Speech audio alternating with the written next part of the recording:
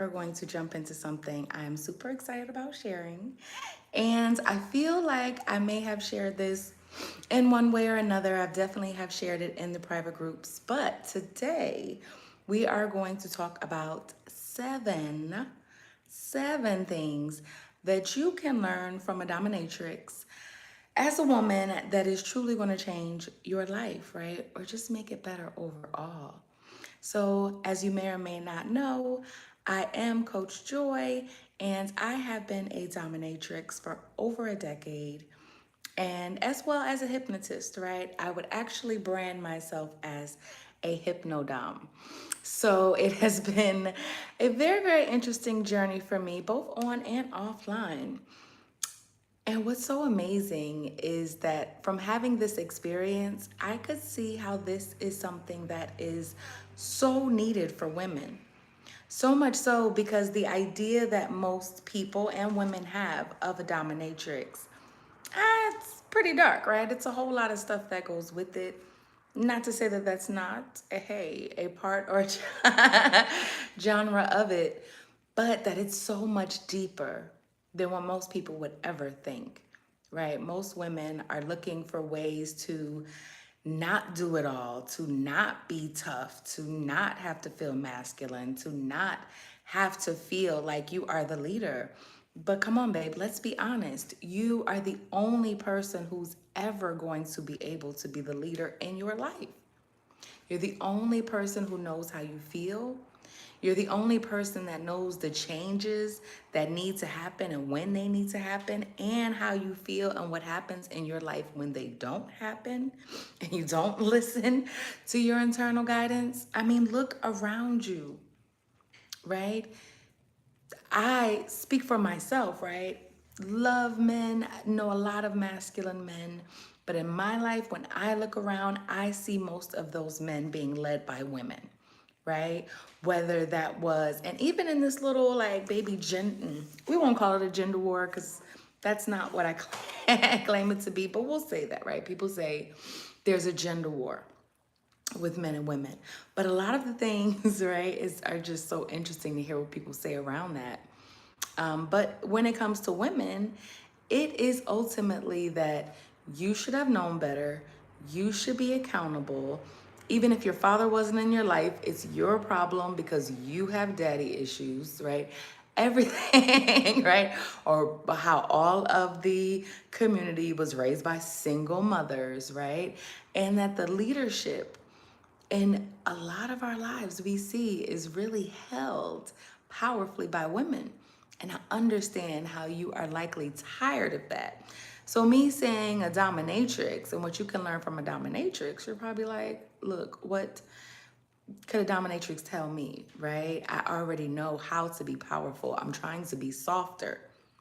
That is what the so interesting and juicy part about the dominatrix energy is that it is masculine, it is feminine, it is hard at times, it is soft at times.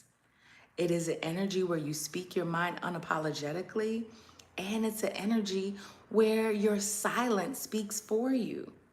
It's an energy where you put your boundaries up, where you don't hurt yourself trying to be everything and do everything for everyone, and that you're actually served, worshiped, and pleased for what it is that you want, right? So while many women may think dominatrix is just this kinky fetish kind of thing, which, that's a part of it. But honestly, who in this world does not have some kinky fetishes? And I was actually having a conversation not too long ago, and I said it's so funny. What I learned, one of the things, we're going to talk about seven, this ain't even on the list, we'll call it a bonus, was that most people had something they were ashamed of, something they hid, something that they didn't want most people to know about. And everybody has something like that. So while everybody is running around acting like they don't have any flaws, they don't have any issues, they don't have anything that they're interested in, that they may not want to tell even as an adult, your parents about, right? Everybody's got something. Meanwhile, everybody's hiding it from everybody, trying to make everybody think that they don't have something. Super weird. But as a dominatrix, it was so interesting to see this all the time. And at different times, it was almost like I was a bit of a counselor, right? Never a therapist, right? Hypnotist, sure, but not a therapist. But being in this type of work and being a leader, right? Being a powerful energy and even being that soft, nurturing energy still, people will share things with you. You ultimately ends up having deeper relationships with people than they have had for most of their lives. So I wanted to share, and as I said, that was one, hola, and we'll call that one a bonus. But ultimately, 7 things that I learned, right? I did make a little list here to make it easier for me to stay on track.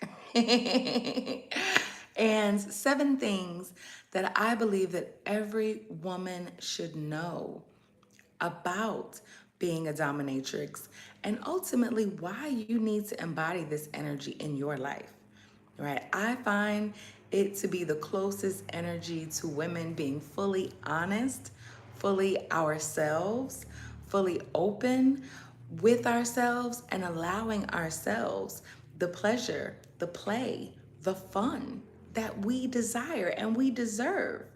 Okay, so we'll get into the list, right? So, boundaries, such a big thing. So many women don't know how to put up boundaries, don't know how to put up a wall, right, without feeling guilt. A dominatrix has no guilt for a boundary. We know that you absolutely are meant to have boundaries as a human being. Thank you for subscribing. As a human being who wants to appreciate their energy, wants to be able to give amazing energy, wants to be in peace, has to have boundaries. So if I know I did have some boundaries before, but I tell you, when I became a dominatrix, I absolutely learned the value of boundaries. I mean, imagine men and women, right, from all over the world who all want your time and energy. Some of them even thinking that they, should have the audacity to say, well, you're a stranger. You should just give your energy to me because I want it, right? And now, how different is that than most people's everyday life, right? But what is so interesting is how hard it can be for so many women to say no, to put up a boundary, to say, I'm going to put myself first. I even had to make a gpt.nicegirlrehab.com to check out the GPT to help you say no if you have some troubles with that, man or woman, right? But it's definitely centered for a woman, so you're gonna get some cutesy little name callings on you. So if you don't have any issues with that with the men, you can go check that out too. But boundaries are so important. It is the way that you show yourself that you love yourself. We talk about self-care and self-love all day. Boundaries is one of the ways that you structure a life that shows that you care and love yourself. Okay, so controlling your energy. Number 2, we'll say, controlling your energy, right, before and above someone else's. Because of the image of what a dominatrix is and what we do, people can think that we are just running down the street with whips and chains and ready to, beat people into submission and put everyone down to our heels. Absolutely not, right? One of the first rules around being a dominatrix will be you learning how to control your energy. It will be you, not just, because as we just spoke about, many women are leaders, right? But are you really moving in the energy of that? You can't say no. You can't take a break. You can't put up a boundary. You can't be in control of your own energy. So that is why it is so important for me to get this information out, right? To get women to, I'm not saying become a dominatrix, especially not a professional one, right? Now, I do help women do that, of course, but at the same time, this is bigger than that, right? This is about you controlling the energy that is coming from you. And you may or may not know that I wrote a book a few years ago called Selfish is the New Sexy. That book is ultimately about you giving yourself what you want to receive from the world and you giving the world what you, now that you have given yourself, right, what you want to receive, knowing that you're going to receive more of that, and now you can give even better energy to the world when you decide, how you decide, if you decide, right? Because no one is entitled to your energy. When you are here no more, then them and all of the things that you were doing in their life, now they have to find a way to get those things done too. Okay? So controlling yourself, controlling your energy is what is going to allow the rest of the universe to submit to you, to what it is that you ask for, to what it is that you desire. And yes, I do ultimately call the universe my submissive at times, right? My little slave. Because, because as I continue to control my energy, as I continue to make the decisions and go after what it is that I decide and have what I want, it is absolutely possible because of the way I control my energy, right?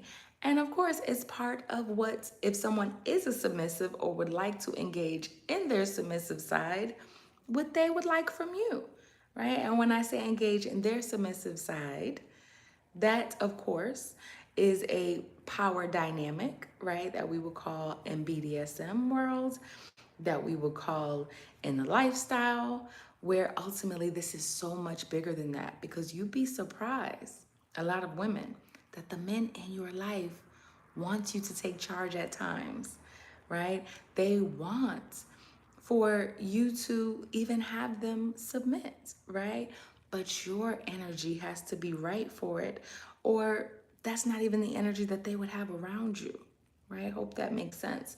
If not, let me know. We can chat and go a little deeper on that, but I'll move forward.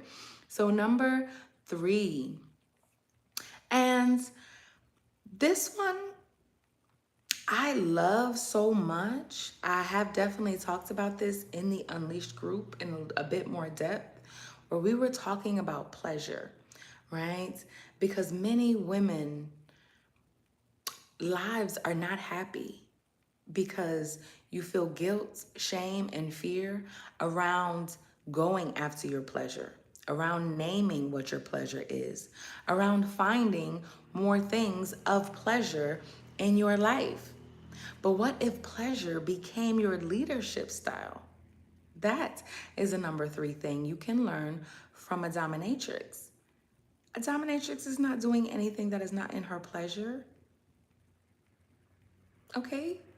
She is finding out more things to have pleasure in. And trust me, these beautiful submissive beings with their incredible imaginations, okay, will help you find some more things to have pleasure around that you didn't even know existed half the time. But if you were to use that pleasure as your leadership style, how would you move through this world? How much more incredible would your life be? How much more fun would you have? How much would you allow yourself to play? How many of those things that you put to the back burner because you needed to run to assist someone else and make sure that their life was more pleasurable? How much of your pleasure have you lost out on? And even more importantly, why not start leading from pleasure today? Asking yourself, checking in with yourself, what would bring me pleasure right now? Looking, and I gave some links out on in our group, but There is so many different variations of ways to have pleasure that you have not even thought about, and many of them have absolutely nothing to do with intercourse. Actually, with the dominatrix, intercourse is the last thing that you are looking for, right? Because though people might call us, and sure, spicy worker it up, but we're not the ones that people come to for intercourse. That's the easiest thing that someone could find. But a woman standing in her power, in her pleasure, understanding who she is and what she desires, that is not as common. Especially without you thinking that you have to be one way or another or playing some type of role. Right? So number 4, you don't need permission to be powerful. Right? I feel like for me, and I know for many, right, when you first get into being a dominatrix or getting into the dominatrix energy, there is still a part of you that is looking for permission, right? There is still a part of you that is asking, is this right? Is this okay? Should I be doing this? What will people think? I mean, for me, it's, while people who were close around me knew that I was a dominatrix, there was still as if there was a part of me that was looking for permission for this to be my business, for this to be my pleasure, for this to be what I enjoyed, for this to be how I made great money, spoiled, didn't have to leave my bed if I didn't want to, right? For me to just really live an incredible, easier life, right? Because there's still work to it, right? But to step into the fullness and the embodiment of who you are, if there's any work that I'd want to do, why wouldn't that be it? Right? Now we know why not, right? The program, the conditioning, the system, all these different things that we can put up that have stopped us. But now that we're aware that there was so much in place that stopped us, now we can say thank you to those systems and whyever we need them, why our brain wanted us to kind of stay small and wanted to protect us. Now we can say thank you to all those things, send them on with love, and give ourselves permission to be in our power. Not now, but right now, or whenever it is that you decide, right? All about consent. That's another thing that's not on the list. We're going to throw that out as another bonus also. It's all about consent, right? Again, back to the thing, no dominatrix is just going up and down the street, just forcing people to do things. And our dynamics, we absolutely have limits. We have discussions. We communicate. Okay, there are boundaries. And we discuss the things that we would enjoy to partake in together or explore. And everything is consensual, including safe words. So if there's anything that I want, and as I said, it's a little bit off, but it's not at all, because it's also one of the first things that you learn as you embrace your dominatrix energy or step into the energy and the lifestyle of being a dominatrix, is how important consent is. It is right up there with oxygen, okay? And you making sure that you're never doing anything that it is that you don't want to do. So your consent to yourself and that consent from that other willing party who is a part of this. But just as we move around with life, if someone says that they don't want to argue or they don't want to hear your emotions or you talk and they don't want to make a change, don't force anything that is going against consent.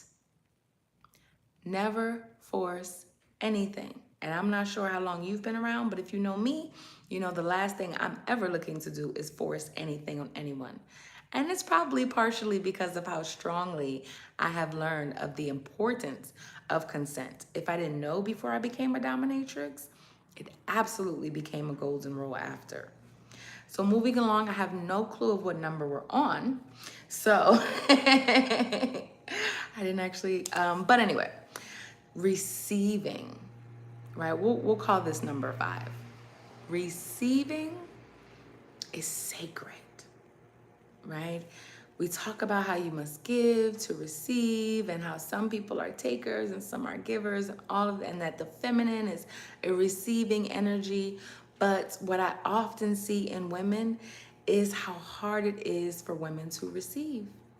That's from a compliment to admiration to spoiling to gifts to now there's a thing even with if someone takes you out to eat and you accept, like you're not even supposed to receive that, right? You're out with the wrong people. But anyway, and that's why we have discussions before any of those interactions as well, right? Because then you would know a little bit more about who you're dealing with, and you wouldn't have to, could save yourself some energy around that. Receiving is so important, and what you don't even recognize is that person who is giving is also receiving something from giving to you when you receive it, right? I've heard someone say before, don't block someone else's blessings, right? Because they're giving and they will get blessed from that. Especially, we already know when you give to, especially a woman, we can multiply whatever that is, whichever direction that goes in, right? It's not a right or wrong or a good or bad, right? When it comes to receiving and what's done with that. But the important thing is that if it is something that amplifies you, if it is something that is meant to make you feel good, and guess what? Sometimes you're going to receive lessons too that may not seem so great in that moment, but allow yourself to receive them, right? And of course, gifts and cash and pleasure and fun and all of the things that you desire. Receiving is absolutely sacred, okay? And now, being sensual and how important it is for you to be connected to your sensual energy. While there may not be necessarily a sexual interaction when it comes to a dominatrix, right? And what we offer and what we do, especially on a professional sense, it is something stepping into that dominatrix energy, something that helps you embody your sensuality, to step more into your body, to be okay with getting sexy, right? With dressing up, with seeing yourself in the way that you would desire, seeing yourself and feeling the way that you would desire to feel, right? That sensual energy that so many women have been disconnected from is one that it's hard to run away from when you decide to embody your dominatrix energy, because this is about you being in the wholeness of your being. And in the wholeness of you is a sensual being. There is not one of us who got here on this earth without some sexuality and sensuality out here in this energy field. So getting beyond the shame and fear and hesitation and even some traumas around that are so vital, right? That's part of what we do in the Unleashed group to help you get back into that sensual energy. And you will be surprised what comes in your life from that alone. And now I'm pretty sure we are on 7, 8, or 9. Does not matter. But the last one, the last one that I will share is that pain can be transformed to power. Now, for most people, when you think about domination and you think about being a dominatrix, that is likely the image that you get, right? A woman in black, she's in leather, she's, dressed up, maybe in her heel boots, whips and chains, and somebody having some pain, right? Now, yes, that absolutely can be a part of play. It's not a mandatory, doesn't have to happen. Sometimes it is a part of corporal punishment in itself, and there are people who are just seeking pain primarily. But I want to go a little bit deeper, that pain can be transformed into power. Think about your own life, right? Not to mention the fact that pain and pleasure are actually very close, right? On a scale, right, of your senses. But how many things have you gone through in life that have caused you pain? I'm not saying that you suffer through, because suffering is optional. But pain is a amazing way to learn, right? Even though we are absolutely not looking to call it forth, we are just recognizing it as something that absolutely has the ability to help us become even more powerful. And how? Because through that pain, we learn something. Something came up to show us something that we were likely hiding from ourselves, right? To teach us something that we needed to know, likely because we asked to have more, to go to a higher level, to do better, to be more. So something had to come up to show you what you were going through. And you're likely already sitting in some pain and suffering in that time, unfortunately, just because most humans are. But when that pain was looked at through the lens of the lesson that it gave you, now you can recognize that that thing that was once painful, now that wound turned into something incredibly powerful that you can now take with you, not only in your energy, not only in your understanding, not only in what life looks like for you now, but into the future as well. Depending on if you learn that lesson or not, depends on if that pain may have to come up and show its head again. But one thing is for sure, I will speak what comes up for me was that relationship. I feel like we talked about last time, where I put myself in the position to unfortunately have to go through some pain. Right now, I caused that. After a certain point, when I knew it wasn't going to work, I did not just immediately walk away, right? So then I caused myself some suffering, which then caused even more pain. But by the end of that, I took that pain and it propelled me with the lessons I learned, right? With the success that I was able to have after that, with the lessons I was able to take into relationships with others, but even more importantly, the relationship with myself. That pain allowed me to, first of all, be able to use not only just my emotions, right? But also allowed me to connect with the wisdom that I was only able to get in that situation in that way. Now, of course, there are ways to get immense power and for you to grow and learn that do not have to come from pain, of course. We also recognize that pain is a driver to make ish happen. So let us not forget that, right? Let us not treat pain like it never had a purpose, right? It always has. We just needed to connect in deeper to ourselves. We needed to take a moment, be still, and know that. Finish that line, okay? And in that knowing, yes, pain absolutely was created for a reason. It absolutely has a purpose.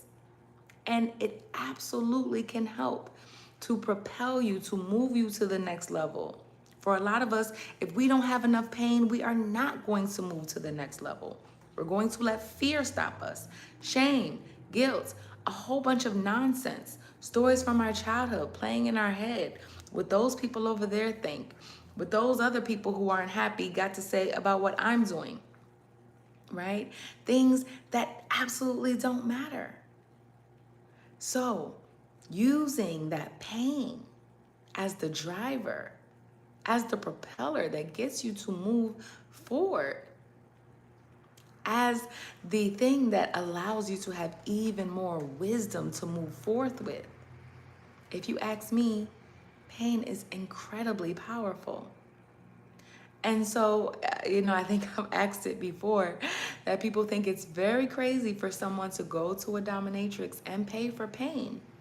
But if you look around at your life, if you look around at your decisions, if you look around at the cycles that you keep going in over and over and over, do you really think it's crazy for somebody to look for pain? Because it sounds like you're doing it too. And now that you have the awareness of that, you can absolutely do something about it, and you are the only person who can. So I encourage you to do just that.